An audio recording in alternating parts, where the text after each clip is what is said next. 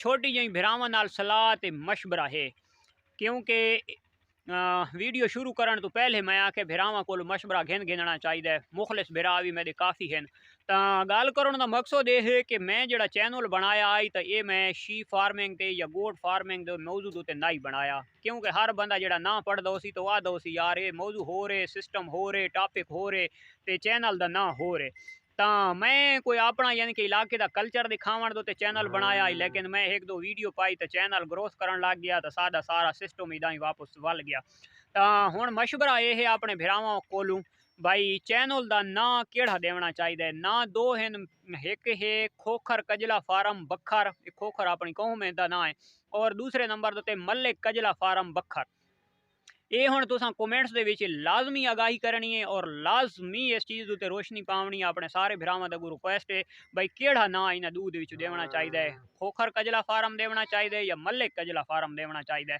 तो उम्मीद करे सा मैं कि इसका इंशाल्लाह अच्छा और पॉजिटिव रिजल्ट आसी, और ना चेंज करना चाहिए या नहीं करना चाहिए ये भी लाजमी दसना है। तो इंशाल्लाह शुरू करें आज की मज़ेदार वीडियो। अस्सलामुअलैकुम टू आल संगात, क्या हाल है जनाब? ठीक ठाक हो? उम्मीद करें सारे भिरा ठीक ठाक हो सन। अल्लाह पाक सारे भिरावां दे माल जान इज्जत आबरू हर शय दी हिफाजत फरमाए ते अल्लाह पाक सारे मुसलमानां दियां बच्चियां दे नसीब अच्छे फरमाए। आज तो मारका मैदे ते कोई नूर नहीं आया खलोता कैं तरीके। खास कर तुहानू एक जेड़ी चीज़ दिखावनी है वो जेड़ी नवाबजादी नवी आई आई ते परां परां नाई खलोंदी। सुनाओ बात मरचा कैसा काम कीता तुहानू मैं दिखवाया ना बैक कैमरे दे। ये दू दिहाड़े मेरे दे रह गई ना होर इतना ही थी असी इंशाल्लाह वक्खी वाले पास उंज मोटी तो अपने टाइम नाल थी सी। अच्छा मारका आज दे टॉपिक हैं दो। एक तो बहुत सारे साडे भिरावां दे मैसेज आंदे पे भाई लेलां दे कन्ना दुते अलर्जी थी वेंदी है ते अलर्जी का केड़ा इलाज करना चाहिए। ये तुहानू मैं जनाब इत्थे मेरे कोल तो मैं अज मैं ही चेक कीते न, लेकिन शुक्र है अलहमदुलिल्लाह कौन है न, लेकिन मेरे गवांढी हैं वो कई यार साढ़े वीबोरार ना इंजैक्शना के वेड़े कदा नहीं वड़ते या उन्होंने कुछ देंदे कदा नहीं, तो उन्होंने कह ना कह ले लेते तो मैं वन के दे दा और इंशाल्लाह हो सी कोई ना कोई तो मैं तुहानू दिखवाना भाई वो अगर मसला बन वने तो उस अलर्जी का केड़ा इलाज करना चाहिए। ते दूजे नंबर दुते कोई दोस्त कई मैसेज करें भाई असा फार्मिंग स्टार्ट करना चाहने असा गब्बन गिना सूइयों गिना या छोटियां पट्ठा गिना या किकरा, तो इंशाल्लाह अज उदू ते भी रोशनी पैने ताकि जेडे साडे न्यू फार्मर हजरात फार्मिंग करना चाहते तो उन्होंने वास्ते आसानी पैदा थी वने। दूजे नंबर ते उन्होंने जेडे इत्थे जहन दे विच वहम वधा है वो भी खत्म थी वने और वो भी अच्छाई वाले पासे वजन। पहले नंबर ते मार्का ये वो भेद है जेड़ी बुखां दी मोई होई साडे कोल आई है ते ये तुहाडे सामने उखरानी दे विच खलोती है सिर पा के, ये खांदी खलोती है, ये चेक कर गिनो ते ये इंशाल्लाह सिर कढेसी भी कोना, ये साइयां दुते चढ़ी कोनी अज चढ़िए अज वाते इं आर जड़ा ना एक कुश्ता होर मैं मरे सा ते अल्लाह दे हुक्म नाल दियां त्राए खुराकां ते त्राए खुराकां तो बाद इंशाल्लाह ये टैड करके खासी। पहले इंशाल्लाह वो सामने वहने गवांढियों के घर वो लेलां वाली अलर्जी वाला काम कले और चक्रे ने वत बाद दे विच मैं तुहानू जनाब फार्मिंग स्टार्ट के बारे तुहानू सही आगाह चक्रे सा। अच्छा मार्का ये वो अलर्जी है ये लगी खलोती है, ये सामने ये चिट्टे चिट्टे ना ये चापोट पटीने ने ये दे पाया हुए ये हम शोर करें दी पई भाई दी पई है एक मिनट ये दुए जख्म ही खप्पा की खलोती है गरीबनी। अच्छा ये यार जनाब ये जेडे चापोट थी वे ना ये सामने कैमरे दे महसूस थी पे हल्के हल्के इन चापटा वास्ते जल्द आला इंजैक्शन एक पहेक इस चीज़ की वहम नहीं करना अखी नूट के ते ये इंजैक्शन लैसो इंशाल्लाह जी तुम अलर्जी समझी वधे हो ना ये अलर्जी अदी खत्म थी वैसी। अच्छा मार्का ते जी तुहानू मैं कंध उत्ते दिखवाए इन चटापड़ चटापड़ महसूस थींदे पयान तो ये बस अलर्जी का तो एक ना है, यानी कि शक्ल अलर्जी वाली होंगी है लेकिन होंगी है मलाश है। इस वास्ते तुसा छोटा बच्चा है तो लेला 2 महीना का 2.5 महीना का है तो उसनू अगर इंजार है काना दोते तो उन्होंने तुसा दो दी जात हिको सीसी भी तुसा जल्द दे विच ला देसो तो इंशाअल्लाह अल्लाह दी जात उन्हें शफा देसी चाहो बिल्कुल ठीक थी वैसी परेशानी खत्म थी वैसी। हुण जनाब आ वड़दे शीप फार्मिंग वाले पासे। मेरा भाई तुसा लियारियां गिनसो सूइयों गिनसो उन्होंने तले बच्चे उसे न उन्होंने भी घाटा कोनी वो भी बच्चों ताले पास हैं। ਗੱਭਣ ਤਿਆਰ ਵਕਤੀਆਂ ਘਿੰਦੇ ਆਓ ਉਹਨਾਂ ਦੇ ਵਿੱਚ ਵੀ ਬੱਚੋ ਤੇ ਘਾਟਾ ਉਹਨਾਂ ਦੇ ਵਿੱਚ ਵੀ ਕੋਨੀ। ਲੇਲੀਆਂ ਘਿੰਦੇ ਆਓ ਤਾਂ ਉਹਨਾਂ ਦੇ ਵਿੱਚ ਵੀ ਘਾਟਾ ਕੋਨੀ, ਲੇਕਿਨ ਉਹ ਇੱਕ ਪ੍ਰੋਸੀਜਰ ਇਹ ਹੁਣ ਯਾਨੀ ਕਿ ਗੱਭਣ ਤਿਆਰ ਘਿੰਸੋ ਤਾਂ ਉਹ ਤੁਹਾਨੂੰ ਕਾਫੀ ਪੈਸਾ ਇਨਵੈਸਟਮੈਂਟ करना पोसी। अगर तुसा सूइयों या गिनसो तो उन्होंने तो काफ़ी पैसा इन्वेस्टमेंट करना पोसी।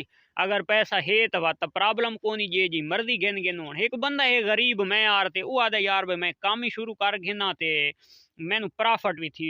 बात उन्होंने सोच आँदी है कि असा इन यार ना छोटे बच्चे गिना चा कोई 3 महीना का, कोई 4 महीना का, 5 महीना का वो तैयार थी सी ते वत जनाब असा अपना काम सादा स्टार्ट थी वैसी। तो ये सोच भी उन्होंने 100% गलत है। भाई सारियां छोटियां च गिने यार, छोटा बिच लेला च गिने ते जी मैं गरीब जियां बना ते मैं काम स्टार्ट कर गया इंसान नहीं तो वो काम गलत करेंदा पिए। क्यों करेंदा पिए? ये मिक्स काम करना चाहिए। मिक्स तो मुराद ये है कि लेलियां भी जियां घिन गिनो अगर चंगियां मिलदियां पईयां ते सब तो सौखा तरीन हल ये है कि तुसा ये जियां सुक्की भेद अपने को लाई खलोती ये जियां सुक्कियां पछड़ भेदां या कोई गोट फार्मिंग शुरू करेंदा पिए तो उस वास्ते भी बहुत ज़बरदस्त टोट कही है कि ਜਿਹੜੀਆਂ ਸੂਈਆਂ ਵਧੀਆਂ ਹੋਵਨ ਉਹਨਾਂ ਤਲੇ फल कोन होवन ਉਹ ਬੱਕਰੀ भेद वारे दे विच या ਜਿਹੜੀ 2 2.5 3 महीने ਦੇ ਉਹਦੇ फल साइड ते थे वधे होवन ਉਹ भी वारे दे विच कहते कोलू जड़ा तो कोई बकरा शकरा कोनी तो उसकी बकरी बनी भी नहीं यानी कि तैयार वधी लगन तो ते वो भी वारे च वो जड़ा फसल होंदा है ना तो वो इं समझ बेटैमा फसल होंदा है। बेटैमे फसल तो मुराद ये है ना तो वो गब्भण है ना वो सूई हुई है तो वो एक सुक्की का एक मिसाल है। तो सुक्की की जी मिसाल है तुसा तो कोल ब्रीडर हो सी जेडे तुसा घिन के वजना है उदो ते तुसा ब्रीडर छुड़े सो 10 15 20 दिहाड़ा बाद ज़्यादा महीने बाद तो कोल क्रॉस थी वैसी। अच्छा 6 महीना बाद तो इनकम तो शुरू थी स्टार्ट थी वैसी ओदे विच जनाब तो काफ़ी सारा सहारा मिलन लग वैसी। अच्छा दूजे नंबर तो जेडे बिरा आदन भाई असा सारियां यानी कि 10 काम ले लियां तो शुरू करेंदे पया बकरियां तो करेंदे पया तो सारियां पट्ठा 10 दियां 10 पट्ठियां घिना चा उन्होंने 6 महीने लग वैसन पालन दो ते 6 महीने पाल के सी वत उस तो बाद 5 महीने वत बनसे वत 5 महीने होर लग वैसे उन्होंने सूवण दो जेले यानी कि एक नज़रिया बन सी भाई सारी इनकम आँदी पई तो उन्होंने साल पूरा गुजर वैसी। तकरीबन तो साल तक कोई तकदा को नहीं उस तो पहले दस थी है जो अगर कोई पक्का थी रहा सी तो उन्होंने साल लग वैसी।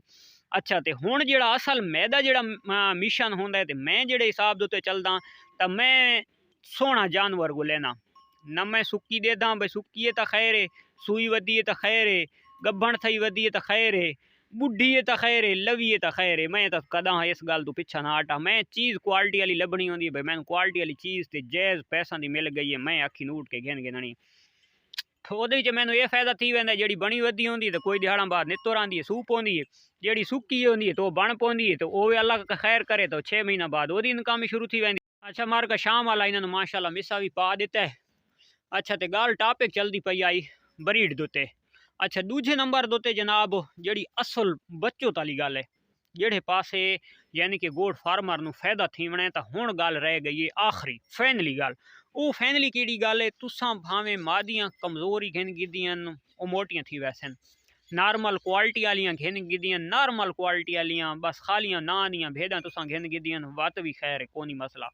हुण आ गई है गल बीज दुते तुसा जनाब ये रकबा पिए मोटी मिसाल है ये रकबा जेदा भी चंगा होवे ना ये मैं चंगा बीज पैसा तो मैं चंगा फसल आसी अगर ये मैं बीज भी आम जियां पा देसा तो मैनू फसल किश मिलनी है।